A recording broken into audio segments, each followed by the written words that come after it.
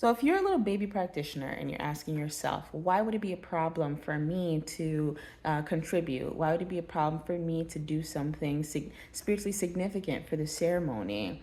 Well, there are a few reasons why. Now, of course, I know you're asking this question not because you're knowledgeable enough, because maybe one day you might want to be and you might want to contribute, but we got to talk about ceremony politics. One, if you are the leader of your ceremony, you're in charge, there's a lot of spiritual responsibility on your back, and the people looking around, they typically are looking for the leader. They're looking for the person who is the most experienced, the most capable, the most knowledgeable, and the most spiritual or powerful, quote unquote.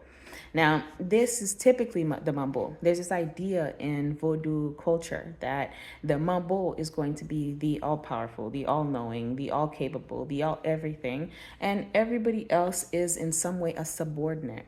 And so you can't do something that'll call into question the authority of the mambo, who is primarily in charge of that ceremony space. And these kind of ceremony politics, these cultural politics that exist within the tradition of Vodou is a big problem because one, most people don't even understand what they're looking at in the first place. And two, it prevents other people from growing spiritually. If the head person in charge is refusing to let other practitioners grow into the kind of position where they can take some form of spiritual responsibility, then they kind of just stay stuck at whatever level they're at, and they never get to the point where they bridge the gap. And you're not going to be able to appropriately bridge the gap into a capable priest or priestess if you don't have the experience in the first place.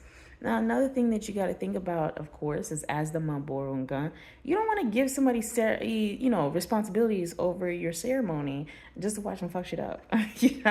You're responsible. It's you and your loi. You are primarily responsible for this ceremony typically. And so somebody else's fuck up can kind of ruin the entire ceremony. And so sometimes you got to be wary about who exactly that you place in those positions. But more often than not, people are holding other practitioners, priests and priestesses are holding other practitioners back, not because they're afraid that someone's going to mess things up.